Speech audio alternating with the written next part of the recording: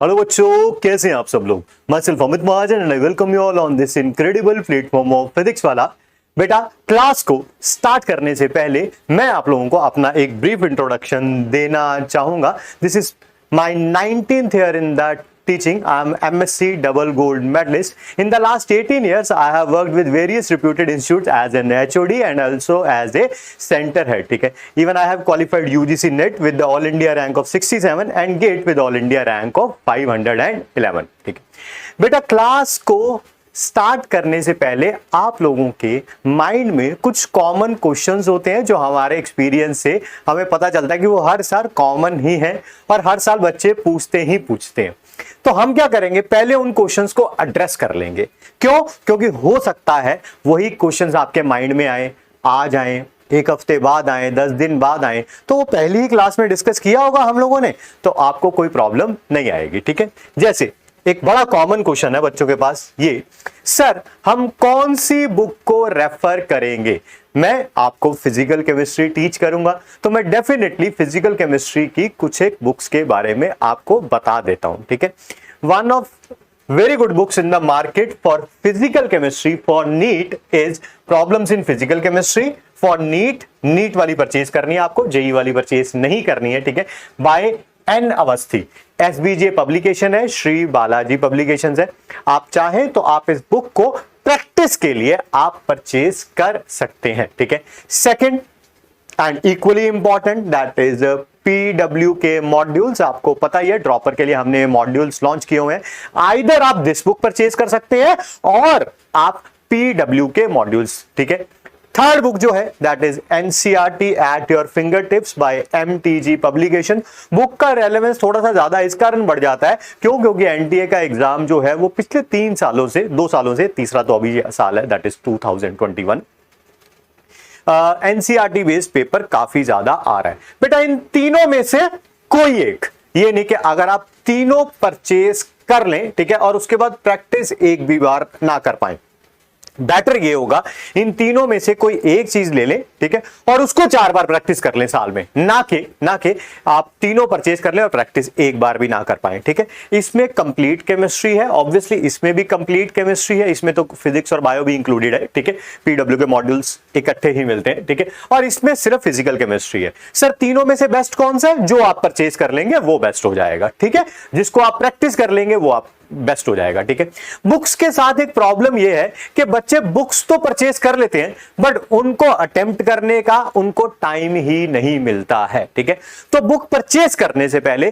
100 बार सोचिए कि कौन सा परचेज करना चाहिए। ठीक है, जो मर्जी परचेज कर लीजिए। ठीक है, परचेज करने के बाद यह बात 100% है कि अब आपको उसमें से प्रैक्टिस करनी ही करनी है। ठीक है, 2 चीजें और बता रहे हैं इसी में। ठीक है, ये तीनों तो ऑप्शनल थी, आप चाहें या ना चाहें कोई इसमें प्रॉब्लम नहीं है, कोई इसमें मस्ट नहीं है कि परचेज कर, इनमें से एक भी परचेज नहीं करोगे तब भी चल जाएगा। ठीक है, बट ये तो आपके पास होना ही चाहिए। एनसीईआरटी आपके पास मस्ट होनी ही चाहिए, पूरे 11th की, पूरे 12th की। 11th के 2 पार्ट्स हैं, पता ही आपको, 12th के भी 2 पार्ट्स हैं, और साथ में एनसीईआरटी एग्जाम्पलर भी आपके पास होना ही चाहिए। ठीक है, इनके बिना गाड़ी आगे नहीं चल पाएगी। जैसा कि मैंने अभी अभी आपको बताया कि नीट का जो पैटर्न है वो एनसीईआरटी बेस्ड है पिछले 2 सालों से, तो इसी कारण हम ये इसका रीडिंग तो आपको देना ही देना है। ठीक है, मैं जो पहला चैप्टर हम लोग डिस्कस करने जा रहे हैं वो क्या है, that is some basic concepts of chemistry and redox reaction. दोनों को इकट्ठे डिस्कस करेंगे। क्यों? क्योंकि कंपटीशन पॉइंट ऑफ व्यू से आप देखें तो some basic concepts of chemistry के बहुत सारे टॉपिक और रेडॉक्स रिएक्शन के बहुत सारे टॉपिक आपस में ओवरलैप करते हैं। ठीक है, ताकि आपको प्रॉब्लम ना आए, एक ही बार में पूरा का पूरा वो फिनिश हो जाएगा। ठीक है, एक और चीज है ना, स्ट्रैटेजी क्या होनी चाहिए। बहुत सारे हजारों मैसेजेस आते हैं हमें इस टॉपिक पे, हम कैसे पढ़ें, क्या करें, क्या नहीं, ये सारी चीजें मैं चाहता हूं पहली क्लास में क्लियर हो जाए, उसके बाद आपका टाइम वेस्ट ना हो कभी भी। ठीक है, स्ट्रैटेजी क्या होनी चाहिए, how to study in the whole year. देखो जी, पहली बात तो I must congratulate you all for your act of bravery, that is कि आपने बड़ा हिम्मत करके ड्रॉप किया जी। ये आप सबको ये सैल्यूट करने वाली बात है। ठीक है, क्योंकि 11 11th-12th में ना, जब हम 11th-12th में होते हैं कुछ अच्छा कर लेते हैं, कुछ टॉपिक्स अच्छे तरीके से नहीं कर पाते हैं, तो बैक ऑफ द माइंड हमारे एक चल रही होती है बात, चाहे हम वो किसी को बोलें या ना बोलें, क्या ड्रॉप कर लेंगे किसी तरीके से, ठीक है। अब तो ड्रॉप कर रहे हैं, यानी कि अब वो करो या मरो वाली स्थिति में आप हैं, ठीक है। सो मेक श्योर करिए कि आपकी ये जो ब्रेवरी का एक्ट है, that is to drop a year, it should result in fruit, मतलब कि इसका कुछ रिजल्ट निकले और पॉजिटिव रिजल्ट निकले। रिजल्ट कैसे निकलेगा, ठीक है, आपको कैसे स्टडी करनी चाहिए वो तो मैं बता सकता हूं, बट करनी है उस तरीके से कि नहीं करनी है वो तो आपको ही करनी पड़ेगी, मैं आपकी जगह पर स्टडी नहीं कर सकता हूं, ठीक है। First and foremost that is classes. जो भी क्लासेस आपके यकीन बैच में 2021-22 बैच में ली जा रही हैं, उनको रेगुलरली आप क्लास अटेंड करेंगे। रेगुलरली मतलब कि दीन दुनिया इधर की उधर हो जाए, क्लास मिस नहीं होनी चाहिए, ठीक है। जब भी आप क्लास ले रहे हो अभी राइट नाउ, ठीक है, आपके हाथ में कॉपी होनी चाहिए, न्यू पेन्स होने चाहिए, ठीक है। नोट्स आप कोशिश करेंगे क्लास के साथ बना लें, ज्यादा बेटर रहेगा। और कहीं पर भी अगर प्रॉब्लम आए, मतलब कि लिखते लिखते सर आगे चले गए हैं, तो पॉज कर लीजिए, साथ साथ नोट्स बनाते चलिए, ठीक है। उसके बाद जब आप क्लास ले रहे हो, जब आप राइट नाउ क्लास ले रहे हो, ठीक है, आप मेक श्योर करिए कि आपके आसपास का जो वातावरण है, ठीक है, एनवायरनमेंट है, वो शांत हो, ठीक है। आप किसी पीसफुल जगह पे बैठ के क्लास ले रहे हो, ऐसा नहीं कि खाना भी खा रहे हैं साथ में या टीवी भी चल रहा है सामने और आप क्लास ले रहे हैं, उसका कोई फायदा नहीं है, वो सिर्फ मतलब कि it will not result in something fruitful, ठीक है। Second and very very important point, ठीक है, दैट इज रिवीजन। आपको सही बात बताएं तो आपकी सिलेक्शन जो है वो इसने ही करवानी है, बाकी सब तो मोह माया है जी, ठीक है। हम बहुत रोल प्ले करेंगे बट इससे ज्यादा रोल कोई नहीं प्ले करने वाला। एंड आप फॉर्चुनेटली कहो या अनफॉर्चुनेटली कहो, रिवीजन तो आपके हाथ में है, मैं आपकी जगह आकर रिवीजन नहीं कर सकता, ठीक है। नोट्स बना के उसको रिवाइज करने का जो तरीका है वो भी दो तरह का होता है। जैसे मैं यहां पर कुछ ऐसे ही पेजेस पड़े हुए हैं, अगर आप मैं कहूं कि ये मैंने नोट्स बनाए थे आज इनको रिवाइज करना है, एक तरीका तो ये है, हाँ आता है, ये भी आता है, हाँ आता है, चलो जी ये हो गए जी मेरे नोट्स रिवाइज। और दूसरा नोट्स रिवाइज करने का तरीका क्या है, सर ने जो एक एक बात बताई है, ठीक है, आपने नोट करी थी ऑब्वियसली, ठीक है, उसको आप घोल के पी जाए। सर ने जो एक एक क्वेश्चन कराया है क्लास के अंदर, ऑब्वियसली न्यूमेरिकल्स होंगे क्लास के अंदर, टॉपिक्स होंगे, ठीक है, तो जो जो क्वेश्चन आपने सर ने कराया है, कॉपी रिवाइज करने के बाद उन सारे क्वेश्चंस को आप पहले खुद अटेम्प्ट करेंगे, उनका आंसर बिना देखे हुए जो सर ने कराया था। उसके बाद आप डीपीपी को ओपन करेंगे। डीपीपी आप जब तक नहीं ओपन करेंगे जब तक आपने क्लास के नोट्स को घोल के पी नहीं लिया है। टाइम पास मत करिएगा नोट्स के साथ, बस ऊपर ऊपर से देख लिए, सिलेक्शन नहीं होगा, लेट मी बी फ्रैंक, ठीक है। जब रिवीजन हो जाए बहुत अच्छे तरीके से, फिर आप डीपीपी जो कि डेली प्रैक्टिस शीट आपको रोज मिलेगी ही मिलेगी, ठीक है, उसको देखेंगे, आप उसमें से क्वेश्चन सॉल्व करेंगे, जो क्वेश्चन हो जाएंगे वेल एंड गुड, अगर कुछ क्वेश्चन नहीं होंगे तो उसका वीडियो सॉल्यूशन भी आता ही आता है, ठीक है। एंड ये हो गई क्लासेस जिसमें आपको रेगुलरली रहना चाहिए। अच्छा, मैं एक और क्लासेस के बारे में बात कर लूं, क्योंकि ये रिकॉर्डेड लेक्चर्स हैं, हो सकता है कोई इस बैच को 15 डेज बाद, 20 डेज बाद या 1 मंथ बाद ज्वाइन करे, ठीक है। बेटा अगर आप उनमें से हैं, ठीक है, तो मेक श्योर करिए कि जो बैकलॉग के लेक्चर्स होंगे, ठीक है, उनको ये नहीं कि वो 30 लेक्चर है बैकलॉग के तो चल मैं उसको 10 दिन में निपटा लेता हूं, ऐसा नहीं हो सकता।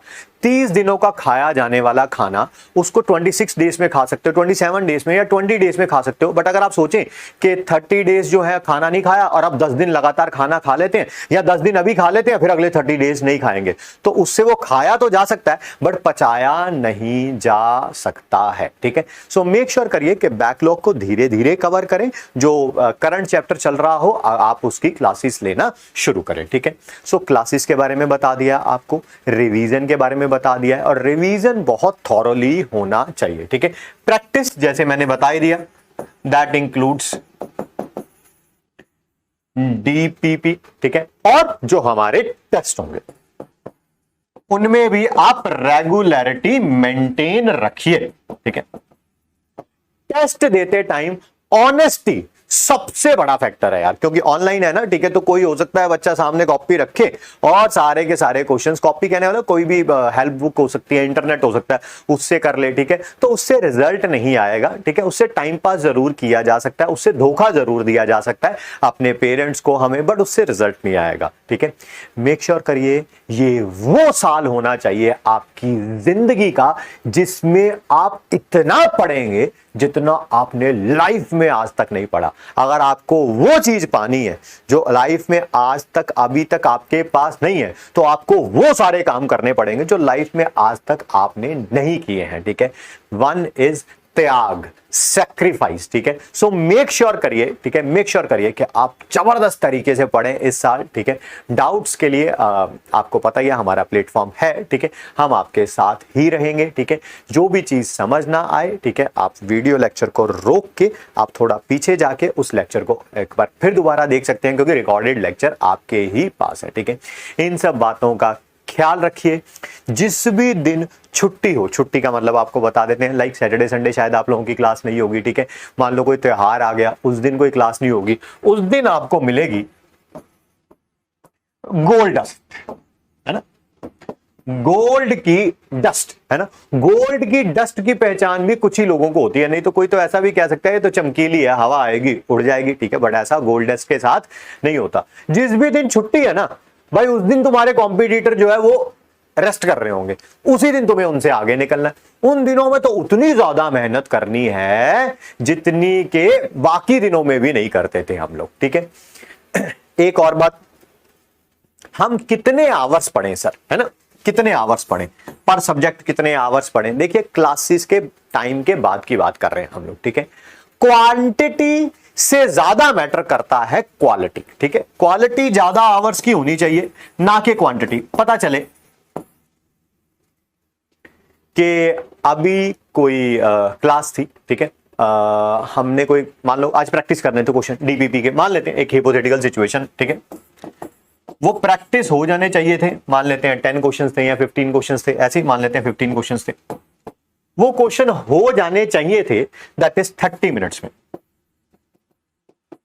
आप बैठे रात को 10 बजे उन क्वेश्चंस को करने, हो तो वो जाने चाहिए थे 30 मिनट्स में, आपने उनको कंप्लीट किया रात के 2 बजे तक, यानी कि आपके हिसाब से तो आपने 4 घंटे पढ़ लिया भाई, ठीक, बट काम कितनी देर का किया है, सिर्फ 30 मिनट्स का किया है, ठीक है।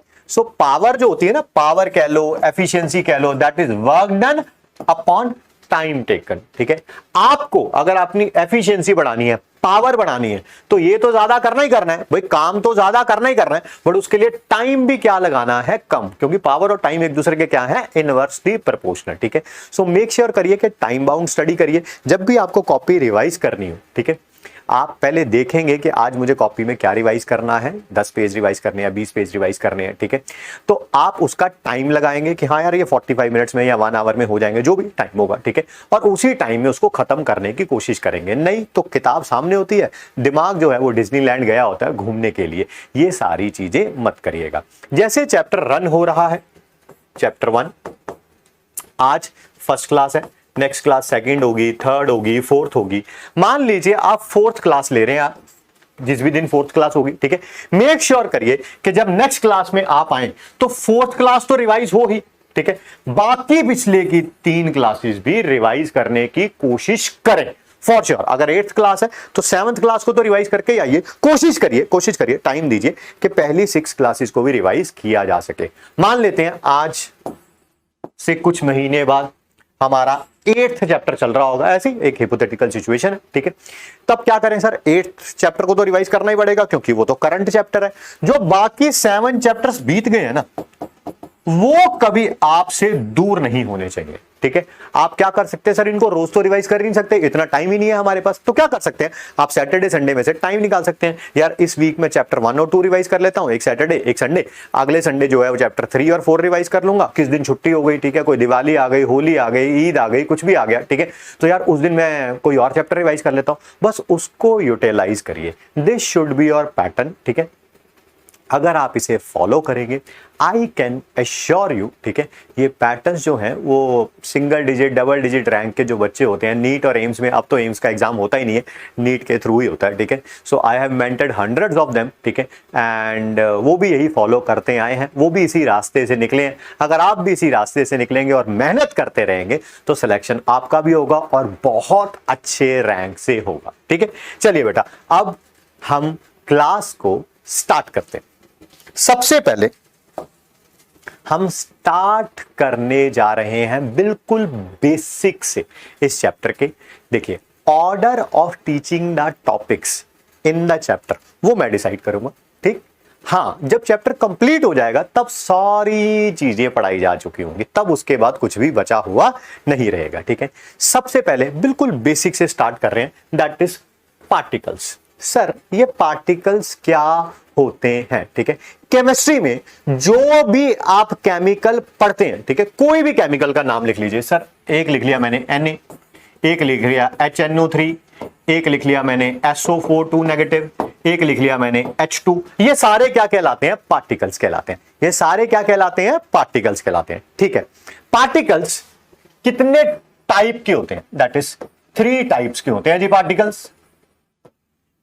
पहला, मैंने एक निमोनिक बना रखा है आपके सामने, जिसमें मैंने अपना ही नाम लिखा है, AMI एंड T लिखा हुआ है, ठीक है। T थोड़ा कम नजर आ रहा है तो मैं, क्या अब नजर आ रहा है? यस, अब नजर आ रहा है जी T, ठीक है। AM और I को कैपिटल से लिखा है, T को स्मॉल से लिखा है। मैं जब भी निमोनिक लिखूंगा एक बात का ख्याल रखिएगा, जो कैपिटल लेटर्स में लिखे हुए हैं उनका मतलब है, जो स्मॉल लेटर में लिखे हैं उनका कोई भी मतलब नहीं है, यानी कि T का कोई भी मतलब नहीं है। A का है, M का है, I का है। जो भी पार्टिकल्स होंगे पूरी केमिस्ट्री में वो 3 ही टाइप के हो सकते हैं, सिर्फ 3 टाइप के। या तो वो एटम्स हो सकते हैं, या वो मॉलिक्यूल्स हो सकते हैं, और या वो आयंस हो सकते हैं। केमिस्ट्री में 3 ही तरह के पार्टिकल्स आपको पढ़ने हैं, या तो एटम्स पढ़ने हैं, या मॉलिक्यूल्स पढ़ने हैं, या आयंस पढ़ने हैं। सर, एटम क्या होते हैं, मॉलिक्यूल्स क्या होते हैं, आयंस क्या होते हैं, वही पढ़ने जा रहे हैं हम लोग। सबसे पहला एटम, ठीक है। एटम क्या है? किसी भी एलिमेंट का, एलिमेंट तो समझते हो ना, ये रहा पीरियोडिक टेबल। पीरियोडिक टेबल में टोटल कितने एलिमेंट्स हैं? Sir, that is total number of elements जो है वो है 118 एलिमेंट्स। किसी भी एलिमेंट का सबसे छोटा हिस्सा, ठीक है, जिसका इंडिपेंडेंट एग्जिस्टेंस हो भी सकता है और नहीं भी हो सकता। कुछ समझ नहीं आया होगा, अब समझ आएगा, प्लीज ध्यान दीजिएगा। Smallest particle of an element, एक एलिमेंट का सबसे छोटा हिस्सा, विच मे और may not have independent existence. Sir, ये क्या है? मे और may not have independent existence समझते हैं, जस्ट गिव मी अ सेक। जैसे ये देखिए, ये एक एलिमेंट है। सर, एलिमेंट के एटम को रिप्रेजेंट कैसे करते हैं? ऐसे। ये क्या लिखा है हमने? हाइड्रोजन का एटम, ठीक है। This is 1 atom of hydrogen, ठीक है सर। बट इसका इंडिपेंडेंट एग्जिस्टेंस नहीं होता। सर, ये क्या है? इंडिपेंडेंट एग्जिस्टेंस बाय नेचर में हाइड्रोजन H की फॉर्म में नहीं पाया जाता। नहीं पाया जाने का मतलब है उसका इंडिपेंडेंट एग्जिस्टेंस नहीं होता। हाइड्रोजन कैसे पाया जाता है? सर, हाइड्रोजन पाया जाता है ऐसे, दैट इज H2 की फॉर्म में, ठीक है। तो ये एटम तो है हाइड्रोजन का, but it does not have independent existence। Sir, एक और एग्जांपल दीजिए। बिल्कुल, ये देखिए, क्या हम Cl के बारे में बात कर सकते हैं? Yes sir. जब भी आप सिंबल लिख दोगे किसी एलिमेंट का, वो एटम है उस एलिमेंट का, यानी ये भी 1 एटम है क्लोरीन का। क्या इसका इंडिपेंडेंट एग्जिस्टेंस होता है? नहीं सर, इसका भी नहीं होता। ये नेचर में कैसे पाया जाता है? सर, ये Cl टू की तरह पाया जाता है। बिल्कुल बेसिक बेसिक सी चीजें बताई जा रही हैं, ठीक है, ताकि कोई ये ना कह सकते अरे सर आपने तो हमें ड्रॉपर समझ के शुरू कर दिया, हमें तो कोई चीज बताई नहीं, ठीक है। तो सारी चीजें बताई जाएंगी, पढ़ना रिवाइज करना आपके हाथ में है, ठीक है। ये वन एटम है क्लोरीन का, it does not have independent existence, ठीक है सर। एलिमेंट का सबसे छोटा हिस्सा, चाहे उसका इंडिपेंडेंट एग्जिस्टेंस हो या ना हो, जैसे हाइड्रोजन का सबसे छोटा हिस्सा क्या है, H, ठीक है, इसका इंडिपेंडेंट एग्जिस्टेंस नहीं होता। क्लोरीन का सबसे छोटा हिस्सा क्या है, Cl, बट इसका भी इंडिपेंडेंट एग्जिस्टेंस नहीं होता। क्या सर कोई ऐसे भी होते हैं, क्या कोई ऐसे भी होते हैं जिनका इंडिपेंडेंट एग्जिस्टेंस होता है? हाँ भाई होते हैं, जैसे ये देखो, दैट इज हीलियम। ये क्या है, वन एटम ऑफ हीलियम। जब भी आप सिंबल लिख दोगे आपने एटम लिखा है उसका, ठीक है। क्या इसका इंडिपेंडेंट एग्जिस्टेंस होता है? यस। हीलियम गैस नेचर में कैसे पाई जाती है? He की फॉर्म में पाई जाती है। He2 नहीं, He4 नहीं, He3 नहीं, तो He की फॉर्म में, तो इसका इंडिपेंडेंट एग्जिस्टेंस है। ये हीलियम का एक एटम है। क्या सर जो बाकी पता है ना, हीलियम 18th ग्रुप में, क्या 18th ग्रुप में जो बाकी गैसेज है, नियॉन हो गई, आर्गन हो गई, क्रिप्टन हो गई, जेनॉन हो गई, रेडॉन हो गई, क्या वो भी सारी ऐसे ही होती है? उनका भी इंडिपेंडेंट एग्जिस्टेंस होता है। Yes, neon, argon, krypton, xenon, radon, ठीक है, इन ये नियॉन का एक एटम है, आर्गन का एक एटम है, क्रिप्टन का, जेनॉन का, रेडॉन का, इन सब का भी इंडिपेंडेंट एग्जिस्टेंस होता है। नेचर में ऐसी ही पाई जाती हैं, ठीक है। They all have independent existence. Sir क्या इनके अलावा किसी और का इंडिपेंडेंट एग्जिस्टेंस नहीं होता क्या? नहीं होता है, बहुत सारे और भी हैं, जैसे सोडियम Na, ठीक है, ये सोडियम का एक एटम है, इसका भी इंडिपेंडेंट एग्जिस्टेंस होता है। सर एज ए स्टूडेंट मुझे कैसे पता चलेगा कि किसका इंडिपेंडेंट एग्जिस्टेंस होता है और किसका इंडिपेंडेंट एग्जिस्टेंस नहीं होता? ठीक है, ये टाइम के वैसे बेसिक्स हैं, ठीक है। थोड़ा बहुत इनऑर्गेनिक केमिस्ट्री में भी पता चलेगा, थोड़ा बहुत मैं बताता चलूंगा। जैसे जैसे एक दो और एग्जांपल ले लेते हैं। बात करते हैं फास्फोरस के बारे में। क्या फास्फोरस का सिंबल यही होता है? Yes sir, that is P, ठीक। अब क्या ये क्या है? ये एक एटम है फास्फोरस का।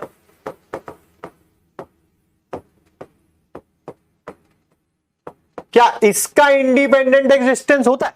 आंसर है नो। पता है नेचर में कैसे पाया जाता है? दैट इज P4 की फॉर्म में पाया जाता है। नेक्स्ट है सल्फर। ये क्या है? One atom of sulphur. क्या इसका इंडिपेंडेंट एग्जिस्टेंस होता है? नो। ये कैसे पाया जाता है? S8 की फॉर्म में पाया जाता है। क्या और बात करते हैं? That is what is this? This is one atom of oxygen. क्या इसका इंडिपेंडेंट एग्जिस्टेंस होता है नेचर में? नो। ऑक्सीजन नेचर में कैसे पाया जाता है? O2 की फॉर्म में पाया जाता है। तो ये सारे क्या लिखे हुए हैं हमने? एटम्स लिखे हुए हैं। जैसे अब इसको एक डेली लाइफ में भी समझ लेते हैं, एटम का क्या मतलब है। किसी भी फैमिली का सबसे छोटा हिस्सा, सबसे छोटा बच्चा कह लो, किसी भी फैमिली का सबसे छोटा बच्चा हो सकता है वो इंडिपेंडेंटली एग्जिस्ट कर सकता हो या ना कर सकता हो। सबसे छोटा तो समझ आ गया। ये क्या इंडिपेंडेंटली एग्जिस्ट कर सकता है या नहीं कर सकता? देखिए ये कोई फैमिली है राम की, और ये कोई और है उसका दोस्त, ये उसकी फैमिली है श्याम की, ठीक है। राम की फैमिली में सबसे छोटा पर्सन जो है, सबसे छोटा पर्सन जो है वो 2 साल का है, 2 ईयर ओल्ड। और श्याम की फैमिली में जो सबसे छोटा पर्सन है वो 25 ईयर्स का। ये क्या कहलाएगा?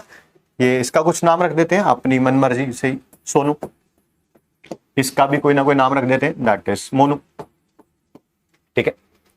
ये इस फैमिली का, सोनू जो है इस फैमिली का एटम है, बट इसका इंडिपेंडेंट एग्जिस्टेंस नहीं है, नहीं है ना।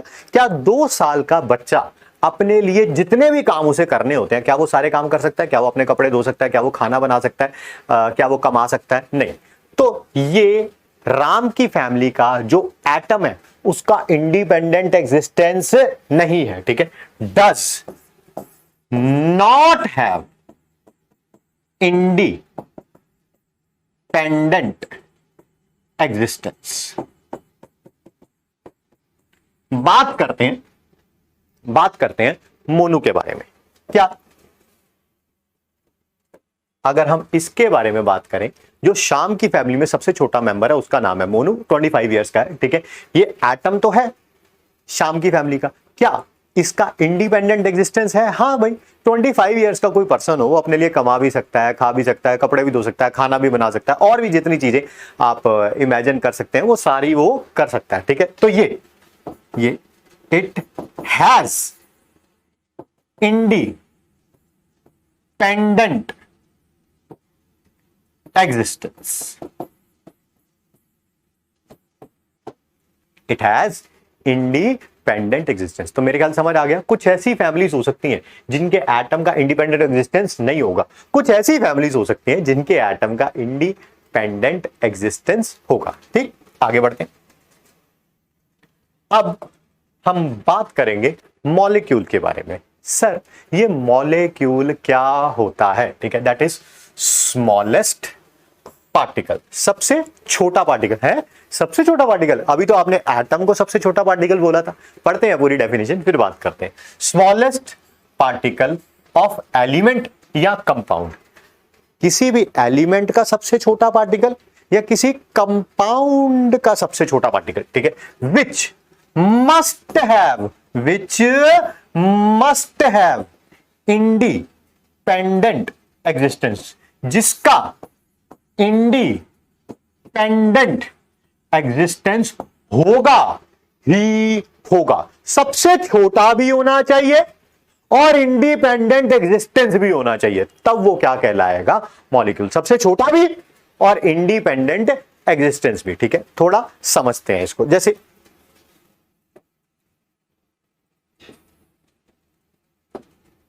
जैसे हम बात करेंगे हाइड्रोजन के बारे में। क्या हाइड्रोजन का एटम, जिसे H बोलते हैं, क्या उसका इंडिपेंडेंट एग्जिस्टेंस है? नहीं है सर, उसका तो नहीं है, ठीक है।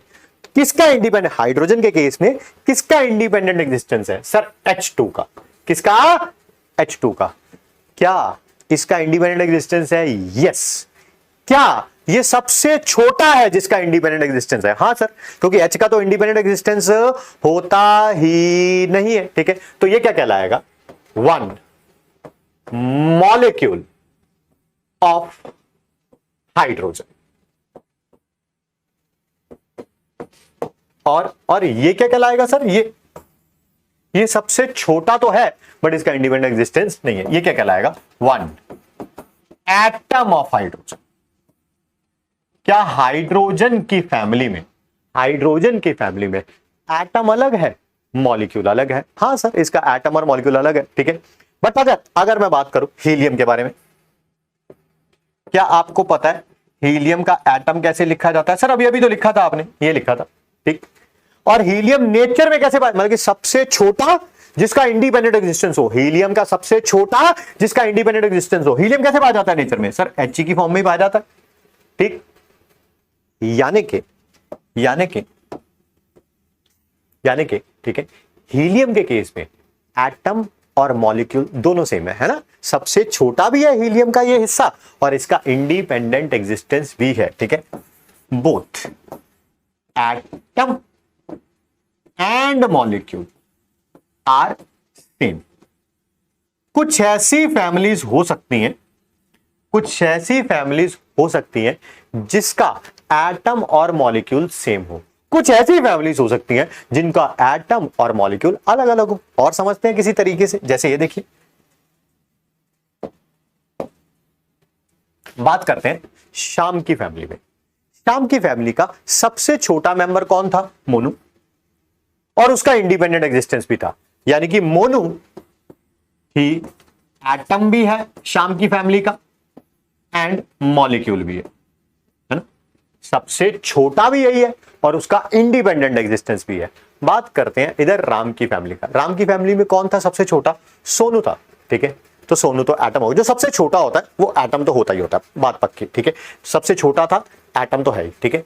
मॉलिक्यूल तब होता सोनू अगर उसका इंडिपेंडेंट एग्जिस्टेंस होता, बट आपको पता है 2 साल का है, इसका इंडिपेंडेंट एग्जिस्टेंस नहीं है। तो राम की फैमिली में एटम अलग होगा, मॉलिक्यूल अलग होगा। जैसे बात करते हैं,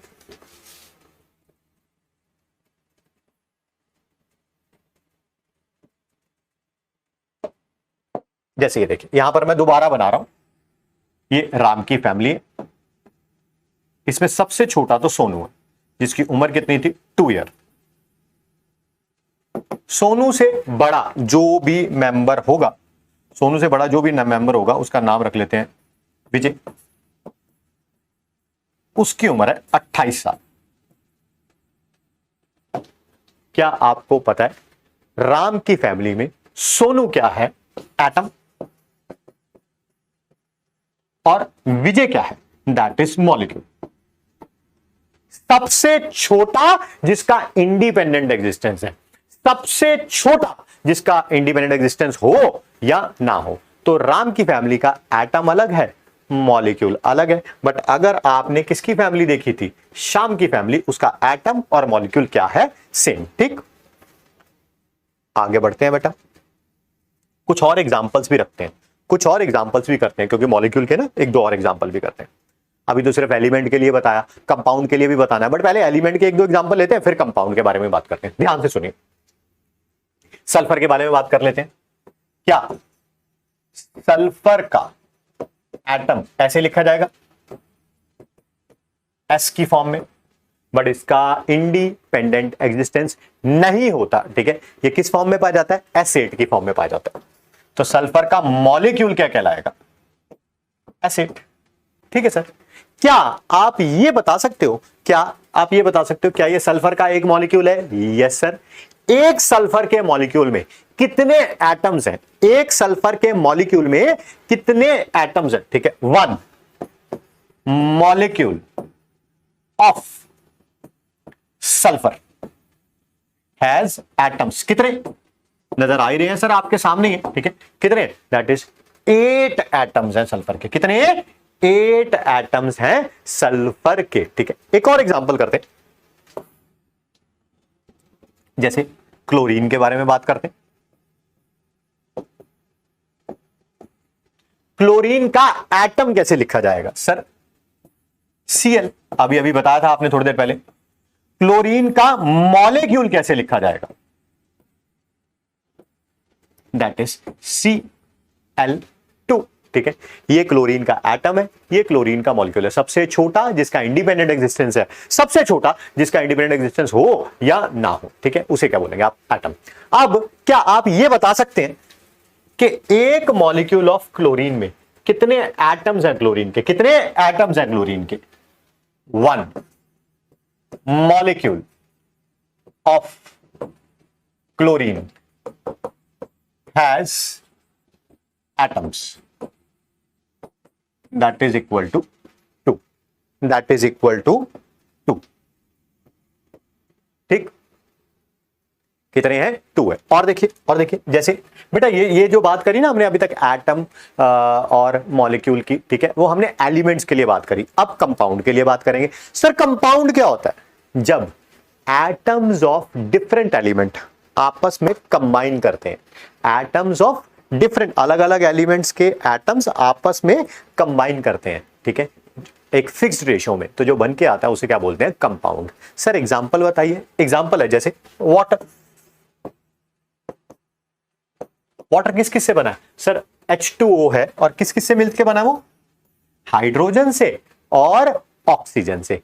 क्या मैं इसे ऐसे बोल सकता हूं? ये क्या लिखा है सर आपने? मैंने लिखा है ये 1 मॉलिक्यूल ऑफ वाटर। क्या लिखा है? 1 मॉलिक्यूल ऑफ वाटर, ठीक है सर। सर इसके अंदर जैसे आपने क्लोरीन में बताया था, Cl2 में कितने एटम्स थे? क्लोरीन के 2 थे, ठीक है। सर इसके अंदर बताओ हाइड्रोजन के कितने एटम्स हैं? ठीक है, 1 molecule of water has how many atoms of hydrogen, कितने एटम्स हैं हाइड्रोजन के, कितने नजर आ रहे हैं आपको यहां पर, 2, ठीक है, that is 2 atoms of hydrogen.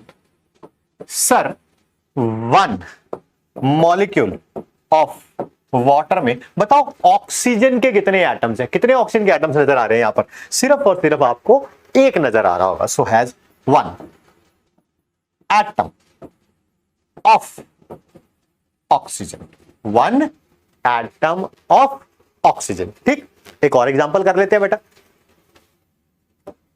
Chapter की शुरुआत बड़े बेसिक से हो रही है और ऐसे ही चलता रहेगा। जब चैप्टर फिनिश होगा आप देखेंगे कितनी सारी चीजें आप सीख चुके होंगे और उनमें कंफर्ट जोन भी आपका बढ़ चुका होगा। कंडीशंस अप्लाई जो आज पढ़ाया था, स्ट्रैटेजी टू बी फॉलोड, वो आप फॉलो कर रहे हैं कि नहीं कर रहे हैं। ठीक है, एक और एग्जांपल लेते हैं कोई भी मॉलिक्यूल का। सर चलो nitric acid HNO3, nitric acid क्या लिखा है सर आपने, ये नाइट्रिक एसिड का एक मॉलिक्यूल लिखा है मैंने HNO3।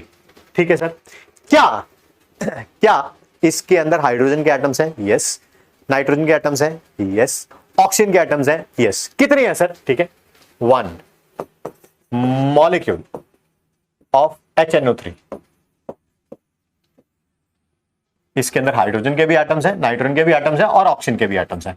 Has hydrogen atoms, has nitrogen atoms, has oxygen atoms. ठीक,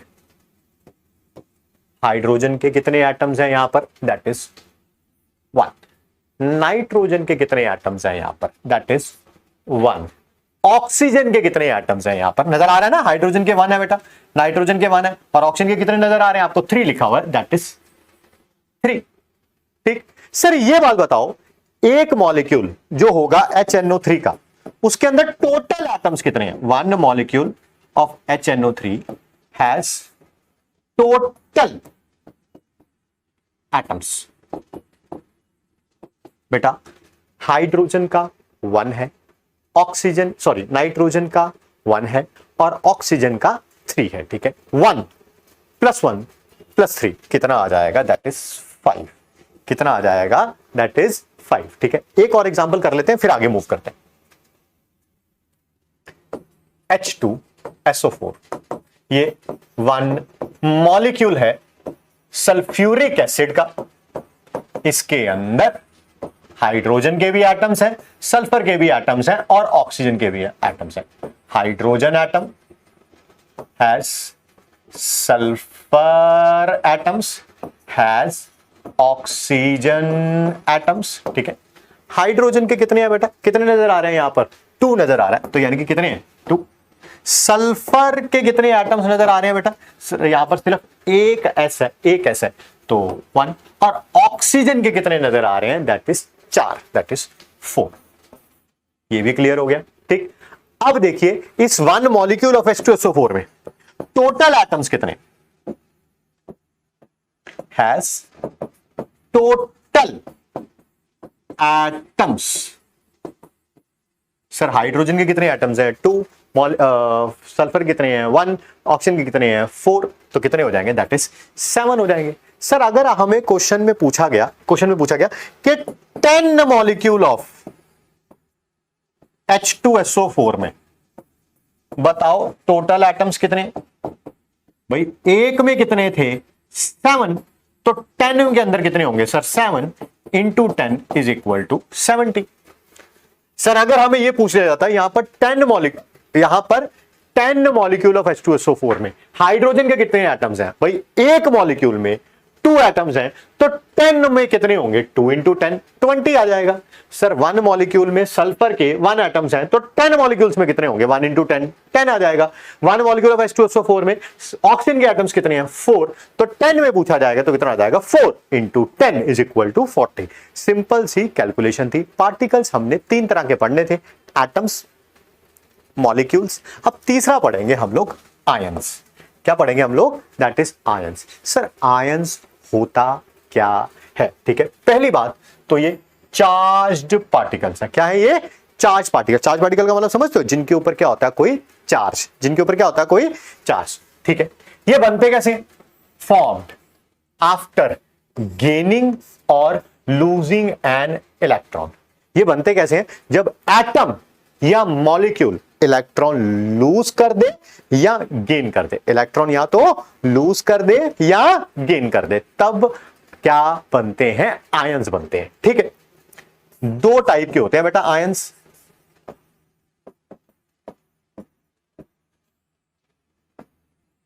एक होता है कैटायन और एक होता है एनायन। मैं फिर रिपीट कर रहा हूं, अगर आपने एटम या मॉलिक्यूल में से इलेक्ट्रॉन या तो लूज करवा दिए या गेन करवा दिए, कैसे करवाने हैं वो भी अभी करेंगे, ठीक है। तो या तो कैटायन बनेगा या एनायन बनेगा।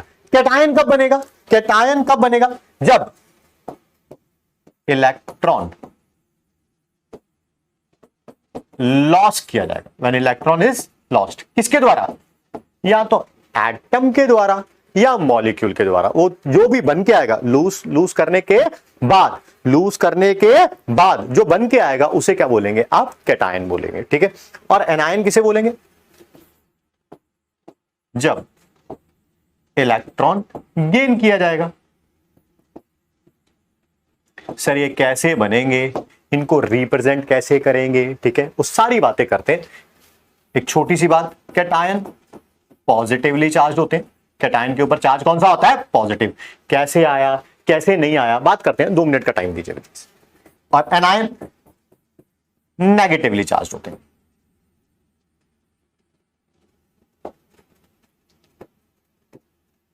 ठीक। कैटायन क्या होते हैं, पॉजिटिवली चार्ज होते हैं, एनायन क्या होते हैं, नेगेटिवली चार्ज होते हैं, ठीक है। अब देखिए इनको समझिए अच्छे तरीके से, आयंस को समझते हैं। जैसे ये देखिए, कोई भी आप एटम लिख सकते हैं या मॉलिक्यूल लिख सकते हैं, मैं एटम से शुरुआत कर रहा हूं फिर मॉलिक्यूल के बारे में भी बताता हूं, ठीक है। किसी भी एलिमेंट को ऐसे रिप्रेजेंट किया जाता है,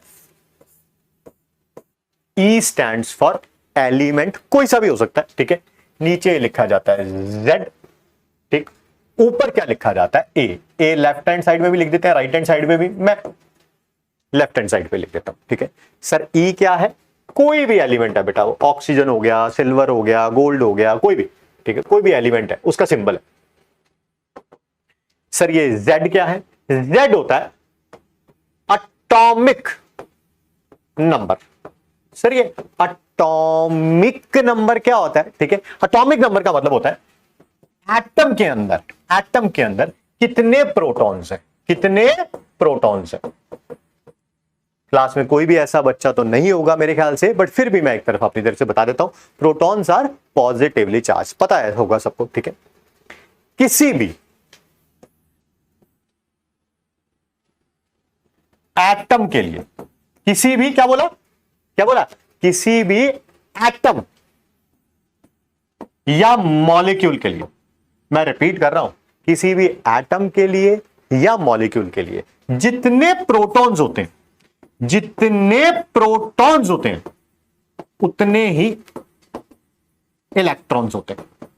एटम और मॉलिक्यूल के लिए बता रहा हूं, आयन के लिए नहीं, आयन के लिए क्या होता है क्या नहीं होता वो भी बताएंगे, बट अभी जो मैंने लिखा है, मैंने सिर्फ और सिर्फ एटम और मॉलिक्यूल बताया। क्या, किसी भी एटम और मॉलिक्यूल में जितने प्रोटॉन होंगे उतने इलेक्ट्रॉन होंगे, ठीक है। सर इलेक्ट्रॉन पे नेगेटिव चार्ज होता है, पता ही होगा, ठीक है। अगर हमें number of neutrons find out करने, इसे बोलते हैं बेटा एटॉमिक नंबर, इसे बोलते हैं मास नंबर, ठीक। आपको जब भी न्यूट्रॉन फाइंड आउट करने हो, मास number minus atomic number, mass number minus atomic number, इसको करके देखते हैं, फिर आयंस वाली कैटेगरी में वापस आते हैं, क्योंकि पहले आपको इलेक्ट्रॉन प्रोटॉन न्यूट्रॉन पता तो होना चाहिए। मैंने एक एटम लिख दिया सोडियम का, एटॉमिक नंबर मास नंबर, क्या बोला बेटा मैंने अभी ये Z है वो A है, Z कितना है इसका 11, A कितना है बेटा इसका 23। नंबर ऑफ प्रोटॉन्स कैसे फाइंड आउट करते थे, that is atomic number, atomic number क्या था इसका Z, Z कितना है इसका 11। सर इलेक्ट्रॉन्स कैसे फाइंड आउट करेंगे? मैं रिपीट कर रहा हूं, क्या ये एक एटम है? यस। किसी एटम या मॉलिक्यूल में जितने प्रोटॉन होते हैं उतने इलेक्ट्रॉन होते हैं, तभी तो एटम न्यूट्रल होता है। जितना पॉजिटिव चार्ज उतना ही नेगेटिव चार्ज, ठीक है। मॉलिक्यूल भी न्यूट्रल ही होता है, जितना पॉजिटिव चार्ज उतना ही negative charge. Number of electrons, that is जितने प्रोटॉन उतने इलेक्ट्रॉन, ठीक है। यानी कि ये भी कितने आ गए? 11। सर नंबर ऑफ न्यूट्रॉन्स कैसे फाइंड आउट करेंगे? नंबर ऑफ न्यूट्रॉन्स कैसे फाइंड आउट करेंगे? मास number minus atomic number, mass number minus atomic number. लिख देता हूं बेटा। मास नंबर कितना है? ए से डिनोट किया जाता है, ये जेड से। ए कितना दे रखा है बेटा? 23। 11 कम्स आउट टू बी 12, ठीक है। अब बात करेंगे हम आयंस के बारे में, ठीक है। आयंस कैसे बनती हैं, ठीक है। ये कोई एटम रख लिया आपने, या तो एटम, मॉलिक्यूल भी हो सकता है। मैं पहले एटम समझा रहा हूं, फिर मॉलिक्यूल भी समझा दूंगा, कोई टेंशन वाली बात नहीं है, बट पहले एटम तो समझ लें। जब भी कोई एटम या तो इलेक्ट्रॉन लूज करेगा या गेन करेगा, क्या राइट नाउ जस्ट पीछे किया हम लोगों ने, इसके पास 11 प्रोटॉन्स थे, 11 इलेक्ट्रॉन थे, ठीक है। प्रोटॉन पे और इलेक्ट्रॉन पे चार्ज सेम होता है, साइन ऑपोजिट होते हैं, साइन ऑपोजिट होते हैं। कितना चार्ज होता है? कितना चार्ज होता है? 1.6 charge on electron is equal to -1.6 into 10⁻⁻19 coulomb. और अगर मुझे चार्ज ऑन प्रोटॉन लिखना होता तो यहां पर माइनस की जगह प्लस कर देता, माइनस की जगह प्लस कर देता, बाकी सारी वैल्यू क्या रहेगी? सेम रहेगी। वापिस आ रहे हैं टॉपिक की तरफ। यहां पर 11 प्रोटॉन्स हैं, 11 ही इलेक्ट्रॉन्स हैं, ठीक है। एक प्रोटॉन एक इलेक्ट्रॉन का चार्ज सेम होता है, तो 11 प्रोटॉन 11 इलेक्ट्रॉन का चार्ज क्या होगा? सेम, यानी कि ये न्यूट्रल है, इसके ऊपर कोई भी चार्ज नहीं है। अब इसने क्या किया? एक इलेक्ट्रॉन लूज कर दिया, एक इलेक्ट्रॉन लूज कर दिया, एक इलेक्ट्रॉन किसी को दे दिया, ठीक है। अब इसके ऊपर चार्ज +1 आ जाएगा। सर +1 कैसे आ गया चार्ज? ठीक है, यहां पर इलेक्ट्रॉन्स कितने थे? 11। एक इलेक्ट्रॉन इसने लूज कर दिया, तो इलेक्ट्रॉन कितने बचेंगे? 10। प्रोटॉन कितने होंगे? सर प्रोटॉन तो उतने ही है, 11। प्रोटॉन पे तो कोई फर्क नहीं पड़ा, ठीक है। सो +11, 11 प्रोटॉन्स का चार्ज, -10, 10 इलेक्ट्रॉन्स का charge, +11 -10 comes out to be कितना? +1। कम्स आउट टू कितना? +1। अगर कोई पूछे, ये तो मैंने +1 लिखा है, अगर कोई पूछे कि ये कितना चार्ज है, कितना, ये तो हमने वैल्यू के लिए लिख दिया ना, +1 या +2, ठीक है। कितना चार्ज है? +1 का मतलब होगा 1.6 इंटू 10⁻⁻19 कूलम। अगर +2 होता, मान रहा हूं बाय चांस +2 होता, तो 2 इंटू 1.6 इंटू 10⁻⁻19, +3 होता, 3 इंटू 1.6 इंटू 10⁻⁻19। ये क्या बना है? कैटायन। किससे बना? एटम से, ठीक। अब ऐसा ही एक एग्जांपल एनायन का भी देख लेते। बात कर रहे हैं Cl की। Cl का एटॉमिक नंबर Z होता है, सॉरी 17 होता है, सॉरी 17 एंड 35, ठीक। कईयों के दिमाग में यह भी आ रहा होगा, सर क्लोरीन का मास हम लोगों ने 35.5 पढ़ा है, वो एटॉमिक मास है और वो एवरेज एटॉमिक मास है। सर ये एवरेज एटॉमिक मास क्या होता है वो भी पढ़ाएंगे इसी चैप्टर में, बट जो टॉपिक चल रहा है मैं उसको डिस्टर्ब नहीं करना चाहता हूं, ठीक है। ध्यान से सुनिए, क्लोरीन के बारे में बात कर रहे हैं, ठीक है। इसने क्या किया? एक इलेक्ट्रॉन गेन कर लिया। ये क्लोरीन का एटम है और जो बन के आएगा वो कहलाएगा क्लोराइड आयन, क्लोराइड आयन। ये सोडियम का एटम है, ये सोडियम आयन है, सोडियम का एटम है, ये सोडियम आयन है। देख रहे हैं सोडियम और सोडियम आयन में प्रोटॉन सेम है बट इलेक्ट्रॉन सेम नहीं है। What about neutrons? What about neutrons? क्या दोनों में न्यूट्रॉन सेम है? प्रोटॉन तो दोनों के सेम है, इलेक्ट्रॉन दोनों के अलग अलग है। न्यूट्रॉन की अगर बात करें, क्या वो सेम है कि डिफरेंट है? सर न्यूट्रॉन का फॉर्मूला हमेशा यही होता है, दिस माइनस दिस, ठीक है।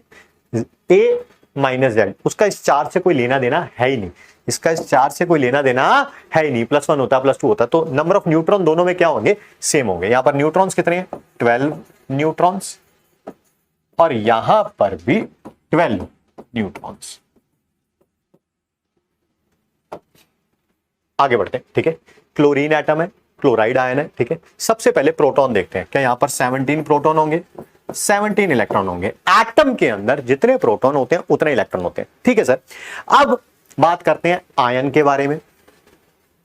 क्या इसने एक इलेक्ट्रॉन गेन कर लिया? एक इलेक्ट्रॉन गेन कर लिया, यस सर, ठीक है। यानी कि प्रोटॉन तो उतने ही रहेंगे 17 ही, इलेक्ट्रॉन कितने हो जाएंगे? 17 थे, एक गेन कर लिया, कितने हो जाएंगे? 18। तो चार्ज कैसे लिखूंगा? 17 प्रोटॉन का प्लस 17, 18 इलेक्ट्रॉन का माइनस 18, प्लस 17 माइनस 18 कितना आ जाएगा? -1। वही लिखा हुआ है हम लोगों ने, ठीक है। फिर भाई ये -1 लिखा तो हुआ है, बट अगर कोई कहे कि इस चार्ज की वैल्यू कितनी है, वैल्यू कितनी होगी? -1.6 इंटू 10⁻⁻19 कूलम। कोई पूछे कि -2 होता तो -2 इंटू, शुरू से बोल रहा हूं, 2 इंटू -1.6 इंटू 10⁻⁻19 कूलम, ठीक है। तो ये हमें कैटायन के बारे में पता चल गया, एनायन के बारे में पता चल गया, ठीक है। अभी मैंने कंपाउंड के बारे में बात करी थी, तो एलिमेंट से बनाया आपने, कंपाउंड के बारे में भी बात करी थी, ठीक है। उसके बारे में भी एक देख लेते हैं, कंसीडर कर लेते हैं एक एग्जांपल। जैसे NH2 नेगेटिव। नेगेटिव कहने का मतलब क्या है यहां पर? कि जितने भी यहां पर प्रोटॉन्स होंगे, ठीक है, इलेक्ट्रॉन कितने होंगे? उससे एक ज्यादा, उससे एक ज्यादा। अगर कोई कहे कि SO4 2 नेगेटिव, 2 नेगेटिव का मतलब है 2 इलेक्ट्रॉन गेन किए, 1 नेगेटिव का मतलब है 1 इलेक्ट्रॉन गेन किए। तो यहां पर इलेक्ट्रॉन पता कितने होंगे? जितने भी प्रोटॉन होंगे उसमें 2 ऐड कर देंगे। ये हमें सेपरेटली डील भी करना है, ठीक। चलिए आगे बढ़ते हैं बेटा। हमारा अगला टॉपिक, पहले तो एक छोटा सा क्वेश्चन जो हमने पढ़ा है प्रीवियस टॉपिक में, उसी के ऊपर एक क्वेश्चन कर लेते हैं, फिर आगे मूव करते हैं। Find number of atoms in A molecule. सबसे पहला HNO3। क्या इसके एक मॉलिक्यूल के अंदर, ये ऑलरेडी किया आज हमने, ठीक है, 1 एटम ऑफ हाइड्रोजन है? Yes sir. क्या 1 एटम ऑफ नाइट्रोजन है? Yes sir. आज किया हम लोगों ने, दोबारा कर रहे हैं बस। 3 एटम्स हैं ऑक्सीजन के, यस सर। अगर हमें टोटल नंबर ऑफ एटम्स पूछे होते एक मॉलिक्यूल में, तो 1 + 1 + 3 कितना आ जाएगा? 5 आ जाएगा, ठीक है। बी देखते हैं बेटा, H2SO4 में। क्या इसके, ये मैंने जो भी लिखे हैं ना, ये 1 मॉलिक्यूल के अंदर लिखे, 1 मॉलिक्यूल के अंदर लिखे। Similarly 1 H2SO4 that is 1 molecule of H2SO4 has क्या बेटा? 2 atoms of hydrogen। ये भी किया था अभी हमने क्वेश्चन की फॉर्म में, इस कारण दोबारा लिख रहे हैं ताकि आपको परेशानी ना हो।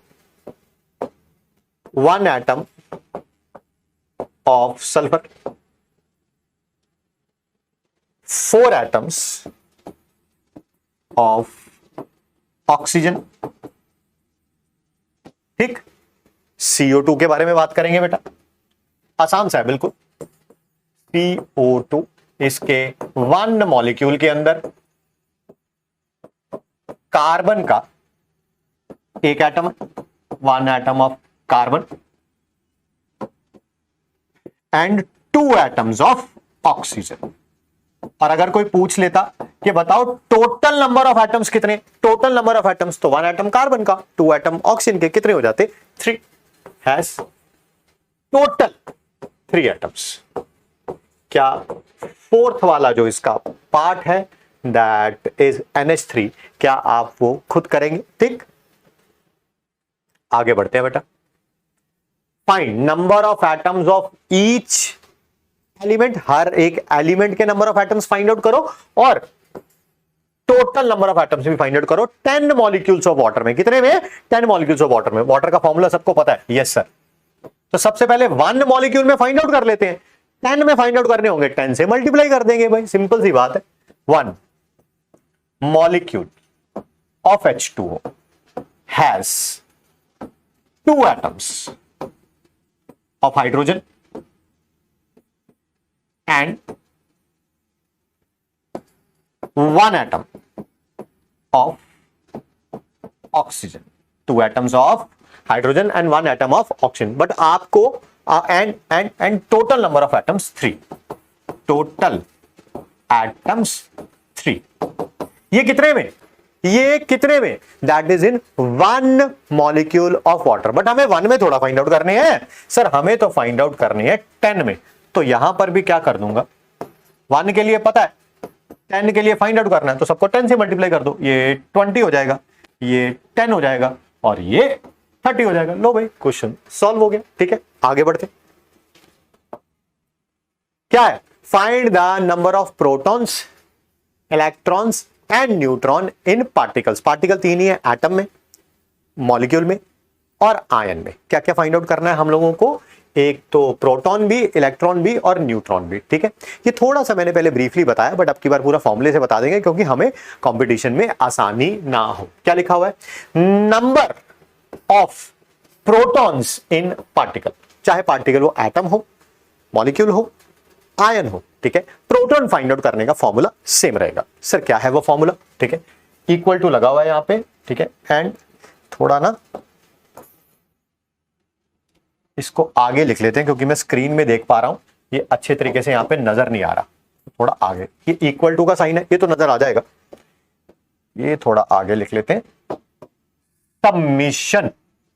ठीक है, सबमिशन का मतलब होता है ऐड करना, सबमिशन का मतलब होता है ऐड करना। सर किसको ऐड करना है, Z of each element into number of particles, मतलब समझाता हूं, ऑफ ईच एलिमेंट। हर एक एलिमेंट का एटॉमिक नंबर लिखो, Z मतलब atomic number, into number of particles of each element लिखो। ठीक है, पहले पार्टिकल का एटॉमिक नंबर, उसको मल्टीप्लाई करो उसके नंबर ऑफ एटम से, फिर साइन लगाओ प्लस का।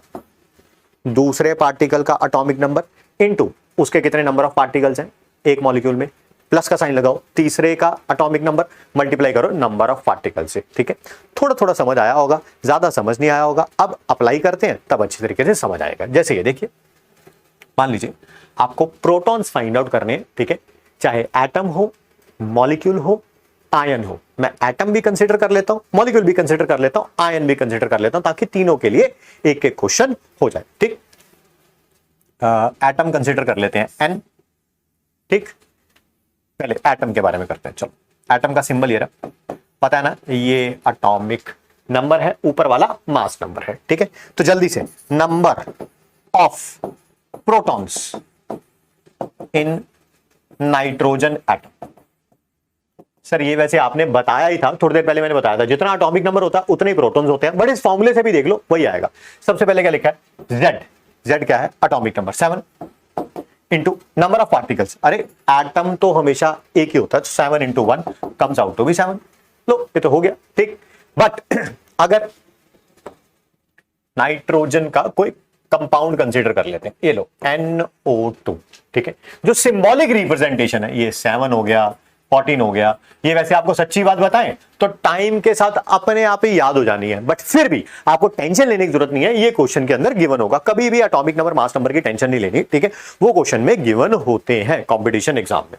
वापिस आ रहे हैं टॉपिक की तरफ, क्या करेंगे, NO2 number of protons in 1 molecule. क्या फॉर्मूला था, सबसे पहले तो लिखो atomic number into number of particles of each element.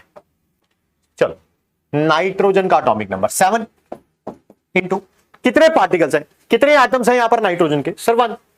फिर सबमिशन का साइन लगा हुआ था, सबमिशन का साइन लगा हुआ था, दैट इज ऐड कर दो। किसको ऐड कर दो, ऑक्सीजन के कितने पार्टिकल्स हैं, सॉरी ऑक्सीजन का एटॉमिक नंबर कितना है 8 इंटू ऑक्सीजन के कितने पार्टिकल्स हैं यहां पर 2।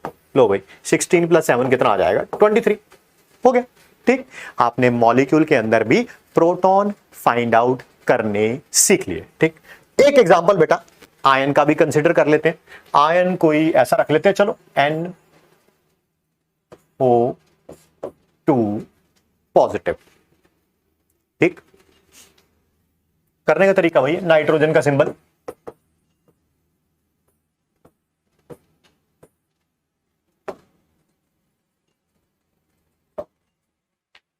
Number of protons in one ion of NO2 positive. बेटा तरीका वही है, दोबारा फिर वही, इसका नाइट्रोजन का एटॉमिक नंबर 7 इंटू कितने नाइट्रोजन के पार्टिकल्स हैं 1, ऑक्सीजन का एटॉमिक नंबर 8 इंटू कितने ऑक्सीजन के एटम्स हैं यहां पर 2। क्या आंसर वही आ गया 16 प्लस 7 दैट इज 23। ठीक, क्या आपने प्रोटॉन कैलकुलेट करना सीख लिया, चाहे एटम हो, चाहे मॉलिक्यूल हो, चाहे आयन हो। बेटा एक एक एग्जांपल हमने सबका देख लिया है। प्रोटॉन तो हो गए, अब बात करेंगे इलेक्ट्रॉन्स के बारे में। अब बात करेंगे इलेक्ट्रॉन्स के बारे में। ये देखिए सर, ये इलेक्ट्रॉन्स कैसे फाइंड आउट करेंगे? ठीक है, Z into number of particle. अरे ये हिस्सा तो सेम है, ये हिस्सा तो सेम है, अभी किया था हम लोगों ने। ठीक है, बाहर फिर उसके बाद ठीक है, यहां तक तो ब्रैकेट है, मान लो यहां तक तो मेरे बच्चे ब्रैकेट है। उसके बाद -C + A। सर ये -C + A क्या है? C है चार्ज ऑन कैटायन। कैटायन पे पॉजिटिव चार्ज होता है, कैटायन पे पॉजिटिव चार्ज होता है, उसको माइनस कर दूंगा। मान लो किसी के ऊपर लिखा हुआ है NH4 पॉजिटिव, पॉजिटिव कितना है 1 ना, NH4 पॉजिटिव, तो यहां पर -1 लिख दूंगा। ये क्या है? Charge on anion. ठीक है, एनायन पे नेगेटिव चार्ज होता है -1, Cl नेगेटिव -1, SO4 2 नेगेटिव -2। ठीक है, N के ऊपर 3 नेगेटिव -3। जितना भी नेगेटिव चार्ज होगा वो यहां पर ऐड हो जाएगा, जितना भी नेगेटिव चार्ज होगा वो यहां पर ऐड हो जाएगा। ठीक है, एक एक एग्जांपल कर लेते हैं इलेक्ट्रॉन का। Atom, molecule, ion. पहले बात करेंगे एटम और मॉलिक्यूल। एटम और मॉलिक्यूल, एटम हो मॉलिक्यूल हो, चार्ज तो होता ही नहीं उसके ऊपर, चार्ज तो होता ही नहीं उसके ऊपर भाई। N होता या N2 होता या CO2 होता या SO2 होता या कुछ भी, मतलब HNO3 होता। ठीक है, उसके ऊपर चार्ज तो कोई होता ही नहीं है, ना एटम के ऊपर ना मॉलिक्यूल के ऊपर। इसका मतलब जितने प्रोटॉन है उतने इलेक्ट्रॉन है, जितने प्रोटॉन है उतने ही इलेक्ट्रॉन है। मैं लिख भी देता हूं और एग्जाम्पल भी कर लेते हैं। ये देखो यहां पर क्या लिखा है, number of protons in particle. यहां पर एक लाइन ऐड कर देते हैं जिससे इलेक्ट्रॉन वाला काम फिनिश हो जाएगा। नंबर ऑफ प्रोटॉन्स और नंबर ऑफ इलेक्ट्रॉन्स दोनों सेम होंगे। किसके लिए? जितने किसी एटम में प्रोटॉन है उतने ही उसके अंदर इलेक्ट्रॉन होंगे, जितने किसी मॉलिक्यूल में प्रोटॉन्स हैं उतने ही किसी मॉलिक्यूल में इलेक्ट्रॉन होंगे। ठीक है, फॉर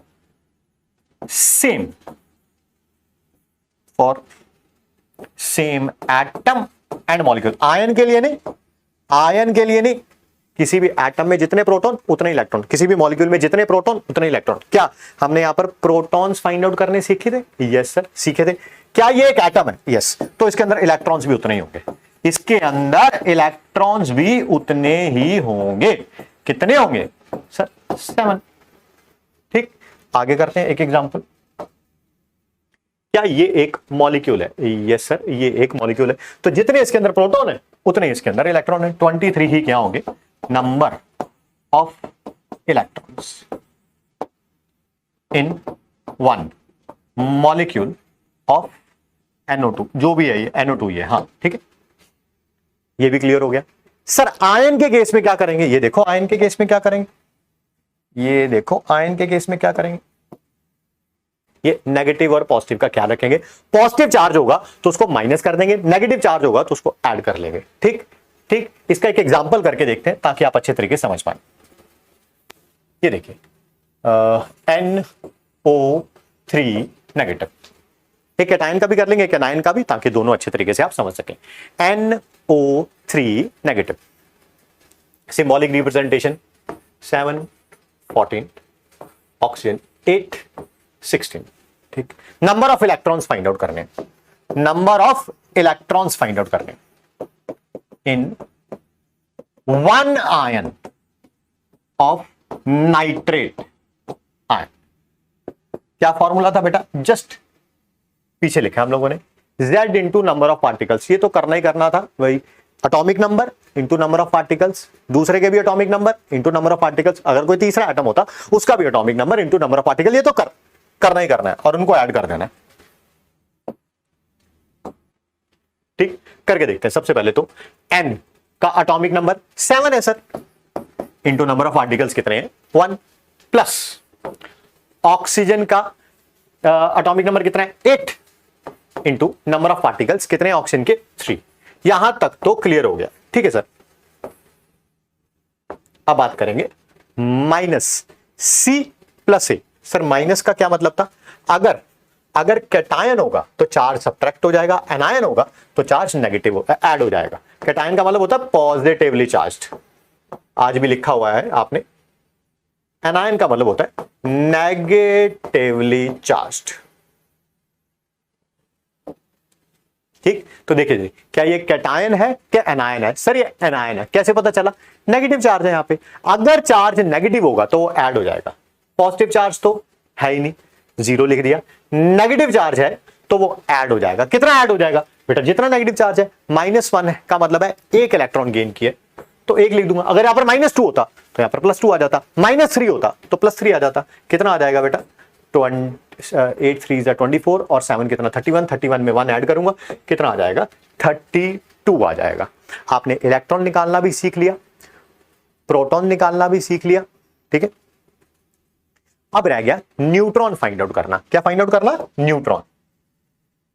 ये नंबर ऑफ न्यूट्रॉन्स कैसे निकालेंगे? चाहे वो एटम हो, मॉलिक्यूल हो, आयन हो, कोई भी हो यार, मैटर नहीं करता, ठीक है। ए माइनस जेड, ए क्या था? मास नंबर, जेड क्या है? Atomic number. मास नंबर में से एटॉमिक नंबर माइनस कर देंगे, ठीक, इनटू नंबर ऑफ पार्टिकल्स। फिर भाई जितने पार्टिकल्स हैं एक एक क्वेश्चन कर लेते हैं, एक एटम का, एक मॉलिक्यूल का, एक आयन का, ठीक है। एटम कोई सा भी कंसीडर कर लेते हैं, अपनी मन मर्जी से फ्लोरीन कंसीडर कर लेते हैं। 9 19 number of neutrons, number of neutrons क्या? ए माइनस जेड, ये रहा मास नंबर, ये रहा एटॉमिक नंबर। 19 माइनस 9 कितना आ गया 10, into number of particle. Sir atom है, एटम तो हमेशा 1 ही होता है, 10 आ गया जी, ठीक है। Number of neutrons in 1 atom of fluorine. बात करेंगे हम, कोई मॉलिक्यूल कंसीडर कर लेते हैं। ये लो सर CO2, कार्बन का 6 12, ऑक्सीजन का 8 16, ठीक। नंबर ऑफ न्यूट्रॉन्स का फॉर्मूला बेटा, मॉलिक्यूल है इन 1 मॉलिक्यूल ऑफ CO2, क्या फॉर्मूला था? A minus Z. ए क्या है? 12 कार्बन का, जेड क्या है 6, 12 माइनस 6 कितना आ जाएगा 6, into number of particles. Number of particle कितने हैं कार्बन के? यहां पर 1। फिर साइन किसका आएगा? प्लस का। देख लो साइन किसका था? प्लस का था ना, समीशन का साइन लगा रखा है। समीशन का मतलब होता है ऐड कर दो। फिर दूसरे के बारे में बात करते हैं। दूसरा कौन है बेटा? ऑक्सीजन। ऑक्सीजन के A minus Z that is 16 minus 8 कितना आ गया 8, इंटू नंबर ऑफ पार्टिकल्स कितने हैं? That is 2। 16 प्लस 6 कितना आ जाएगा? That is 22। लो जी, न्यूट्रॉन भी फाइंड आउट करना सीख लिया है हमने, किसमें? एटम में भी, मॉलिक्यूल में भी, आयन में भी, ठीक। अब ऐसा करते हैं, कोई क्वेश्चंस कर लेते हैं बेटा।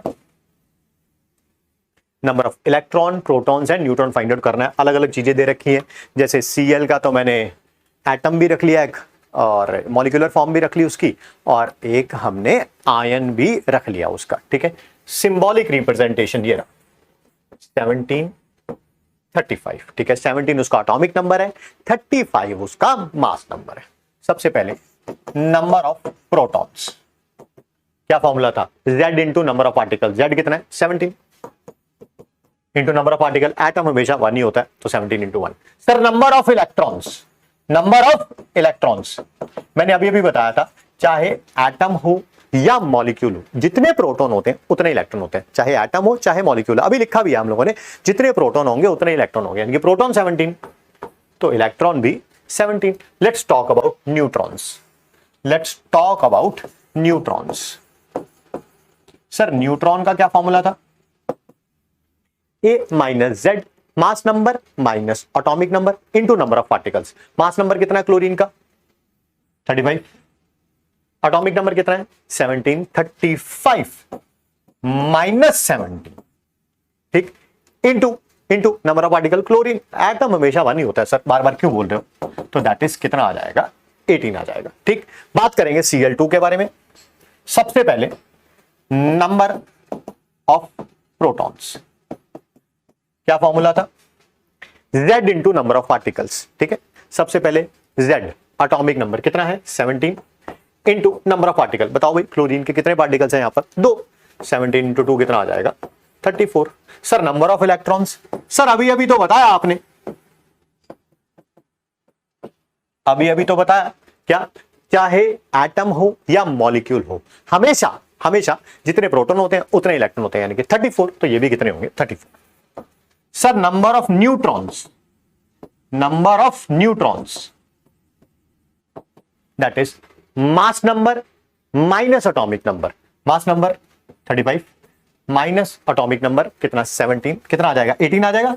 35 minus 17 into number of particles, कितने पार्टिकल है यहां पर Cl के, that is 2, comes out to be 36। आप इसका डबल भी कर सकते थे, बट मुझे तो बताना है तो मैं पूरा मेथड वाइज बता रहा हूं आपको।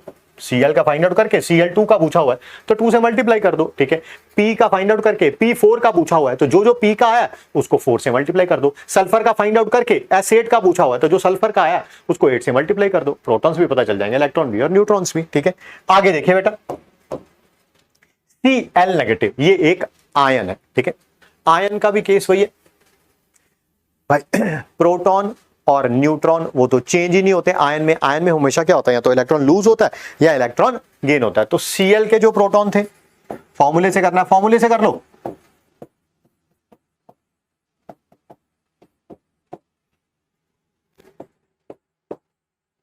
और जो न्यूट्रॉन्स थे फॉर्मूले से करना, फॉर्मूले से कर लो, कोई टेंशन वाली बात नहीं है। क्या था भाई फॉर्मूला, क्या था, प्रोटॉन्स का फॉर्मूला क्या था, Z into number of particle. Z कितना है 17 और नंबर ऑफ पार्टिकल्स कितने हैं, Cl नेगेटिव आयन में कितने Cl है, एक ही है, 17 इंटू 1 17। सिमिलरली न्यूट्रॉन वाला फिर वही A minus Z 18 into number of particles 18। ठीक है, बट इलेक्ट्रॉन कितने होंगे, उसका फॉर्मूला क्या था, number of electrons in Cl negative कितने होंगे। सबसे पहले तो क्या किया था हम लोगों ने, नंबर ऑफ इलेक्ट्रॉन्स में क्या किया था, फिर वही summation of Z into number of particles. Z कितना आया था 17, नंबर ऑफ पार्टिकल्स कितने हैं Cl के अंदर, एक ही Cl है, फिर माइनस C प्लस A। क्या आपको पता है पॉजिटिव चार्ज होता है सब्ट्रैक्ट करते, नेगेटिव चार्ज है तो ऐड करेंगे, कौन सा चार्ज है नेगेटिव तो ऐड करेंगे। सर कितना ऐड करेंगे भाई, जितना चार्ज है, -1 चार्ज है तो 1 ऐड करूंगा, -2 होता तो 2 ऐड कर देता। क्या आंसर 18 आ जाएगा, यस सर आंसर क्या आ जाएगा 18 आ जाएगा। ठीक है, कुछ एक दो और एग्जांपल देख लेते हैं। हाँ, HNO3 सल्फेट आयन, H2SO4। ठीक है, HNO3 सिंबल आपको पता होने चाहिए, सारे मैं इधर लिख देता हूं, H का, नाइट्रोजन का, ऑक्सीजन का, सल्फर का। मेरे पास थोड़ा स्पेस की भी कमी है तो इन दोनों को नेक्स्ट पेज पे करूंगा, पहले इस पेज पे इन दोनों को, इसको HNO3 को कर लेता हूं। सबसे पहले बेटा नंबर ऑफ प्रोटॉन्स,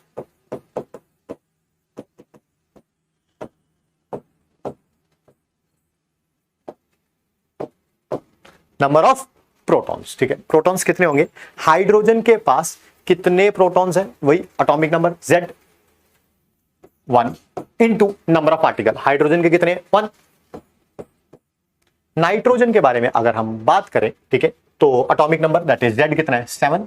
पता है ना, सबमिशन का साइन लगा हुआ है, सबमिशन का मतलब ऐड करते जाओ, हर एक के एटॉमिक नंबर को नंबर ऑफ पार्टिकल से ऐड करो, दूसरे के भी नंबर ऑफ पार्टिकल को एटॉमिक नंबर से मल्टीप्लाई करो, ऐड करो, तीसरे के भी एटॉमिक नंबर को नंबर ऑफ पार्टिकल से मल्टीप्लाई करो, ऐड करो, सबको ऐड करते जाना।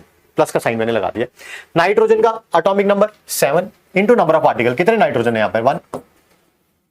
ऑक्सीजन के बारे में बात करेंगे तो दैट इज 8 इंटू 3 कितना आ गया 24 plus 7 31 plus 32। Number of electrons sir 3 से 4 बार रिपीट कर दिया गया है कि एटम हो या मॉलिक्यूल हो, जितने प्रोटॉन होते हैं उतने ही इलेक्ट्रॉन होते हैं, यानी कि ये भी 32 है तो ये भी 32 होगा। सर न्यूट्रॉन्स के बारे में बताओ, फॉर्मूला क्या था, A minus Z into number of particles. A minus Z, पहले एच के बारे में बात करते हैं। A mass number 1, atomic number 1, 1 minus 1 कितना आया 0 into number of particles that is 1।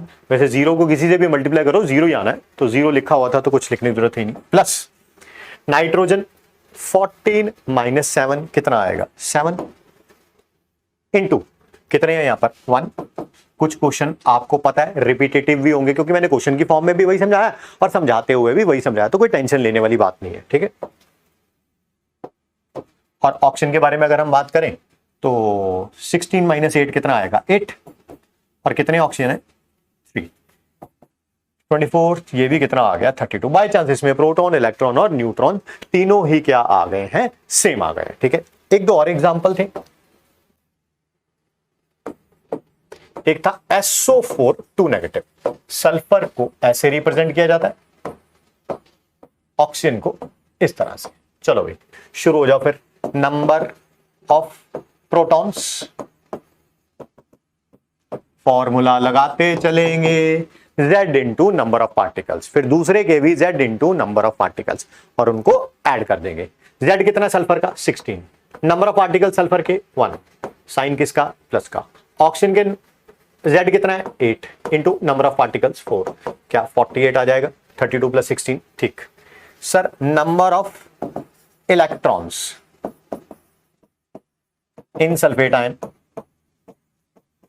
वही करना है, Z into number of particles, यानी कि प्रोटॉन वाला तो लिखना ही लिखना है ना, Z into number of particles, ये प्रोटॉन तो लिख ही दिया, minus C plus A, minus C ये वही है Z into number of particles ही किया हम लोगों ने, ठीक है, माइनस सी प्लस ए। यहां पर क्या है एनायन है, ठीक है, पॉजिटिव चार्ज होता तो माइनस करता है, नेगेटिव चार्ज है तो ऐड करूंगा, कितना आ जाएगा 50, कितना आ जाएगा 50, ठीक है। नंबर ऑफ न्यूट्रॉन्स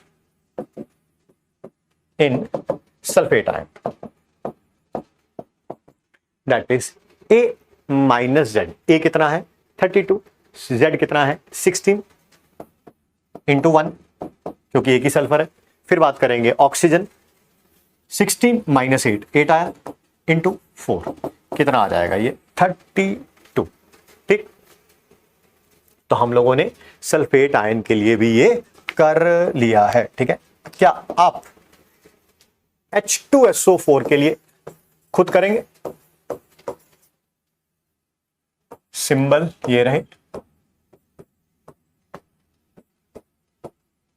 ये आप खुद करेंगे, ठीक। क्लास आज आपकी फर्स्ट थी, ठीक है, इसी कारण हमने बिल्कुल बेसिक से स्टार्ट करी। सारे टॉपिक बेसिक से ही बताए जाएंगे, ऐसा नहीं है कि ये है तो बेसिक से बताया गया, आगे जो है बेसिक से नहीं बताए जाएंगे, बट जानबूझ के आज की क्लास को हमने उस तरह से रखा है ताकि आप आराम से हर एक चीज़ को समझ सके। समझना बहुत ज़्यादा ज़रूरी है, बताया ही है। नोट्स ज़रूर बनाएं, उनको कॉपी में ज़रूर लिखें। डीपीपी के क्वेश्चंस भी चाहें तो आप कॉपी में लिख सकते हैं, नहीं तो डीपीपी का प्रिंट आउट निकाल के रखें, नहीं तो आप अपनी कॉपी में लिख लें, ठीक है। क्वेश्चंस जो क्लास में कराए गए हैं उनको रिवाइज जरूर करिएगा। नेक्स्ट क्लास में हम लोग यहीं से स्टार्ट करेंगे, ठीक है, और एक बहुत ही इंटरेस्टिंग टॉपिक स्टार्ट करेंगे, ठीक है। So thanks for giving us your time, thank you बच्चों।